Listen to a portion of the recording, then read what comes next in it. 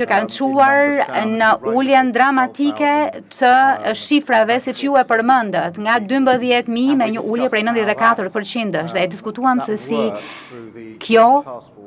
punë përmes kësaj skuadret përbashkët mund të shtrihet në vendet të tjera të rajonit dhe se si të mund të bëjmë këtë më efektive. Po kështu diskutuam duke dal nga takimi sot paradite se si të punojmë së bashku edhe për çështje të aktiviteteve të tjera kriminale ndërkufitare dhe se si ekipi ynë të ndajë jo vetëm elemente operative, por gjithashtu edhe informacion e inteligjencë. Ky model i veçantë ka qenë më efektivi dhe kryeministri dhe unë mendojmë njësoj në kuptimin që nuk preferojmë të flasim për problemin dhe t'i bijem rreth rrotull her pas here, por të përveshim mëngët, të punojmë dhe ta zgjidhim atë. Dhe në fakt ky është qëllimi i task force-s, një organ operativ dhe në fakt është një punë që jemi mjaft të prirur ta mbështesim dhe një shembull për të tjerët. Pyetjes lidhur me replikimin e modelit që ne kemi sjell në Shqipëri në bashkëpunim me Italinë, unë e kam thënë qysh në kryet herës që ky është një model i cili kërkon kohën e vet për t'u testuar e para, dhe dyta, ky është një model që në rast se funksionon mund të replikohet, po jo në Shqipëri, në vende tjera të rajonit, ku po qese rezultati i modelit do t'jetë pozitiv, nuk ka arsye që të mos ketë disponim nga ana e vendeve të tjera. Ndërkohë dua të shtoj edhe diçka tjetër që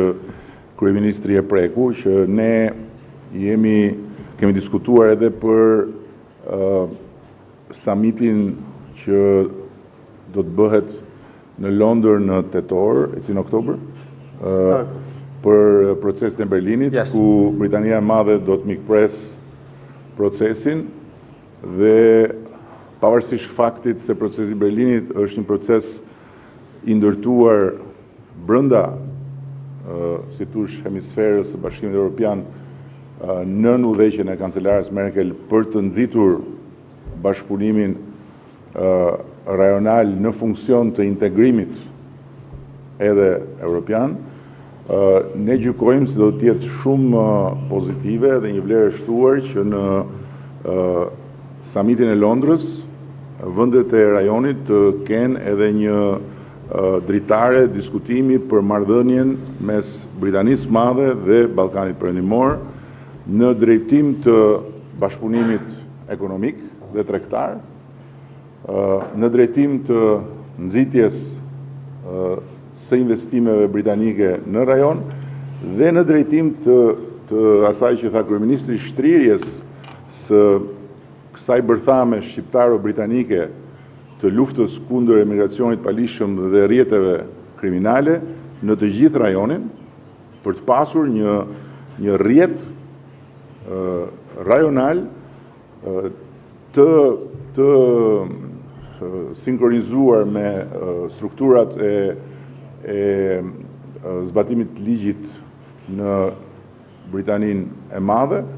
dhe për të siguruar që e gjithë kjo hapësirë është një hapësirë ku veprimtaria e rrjeteve kriminale që nxisin trafikun e palishëm të qenieve njerëzore është absolutisht nën kontroll.